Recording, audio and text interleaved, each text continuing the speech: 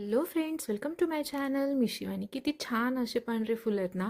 हे माझ्या मम्मीने लावलेलं पांढरं जास्वंद आहे आणि त्याला खूप जास्त फुलं येतात. आणि आज मी वापस येणार होते आणि जायच्या आधी मी मम्मीला असंच बोलत बोलत बोलले होते की मला रोज जेवण करायला 12-1च वाजतायत. म्हणजे सहज आपण बोलतो ना तसं बोलून गेले मी. तर मम्मीनं असं विचार केला की अरे लेकराला एवढा वेळ उपाशी राहायला लागली, म्हणून तिनं विचार केला की मी काहीतरी बनवून देते, म्हणजे तिनं काहीतरी सकाळी थोडंफार खाईल आणि मग जेवणाला पण उशीर झाला तर काही हरकत नाही. पण तिनं तेवढ्यावर थांबली नाही, माहिती आहे का.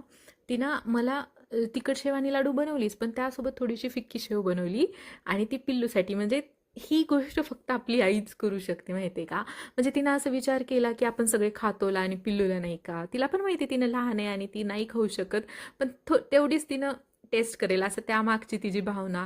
मग आल्याच्या नंतर माझा तेवढा काही मूड पण नव्हता, म्हणून मी स्वयंपाक पण नाही केला. थोडीशी खिचडी केली आणि खाल्ली. असा होता माझा आजचा दिवस.